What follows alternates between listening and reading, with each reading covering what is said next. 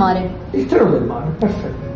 A volte casa non è proprio un luogo preciso, perché nel quartiere si raccontano storie, case invecchiano, sembrano rughe sul viso, i luoghi si fermano e non ci sono vittorie. Sai, c'era un tempo in cui sembrava possibile immaginare di viaggiare senza alcun limite, ma il silenzio delle volte diventa generale e dimentichiamo tutto, anche di sognare.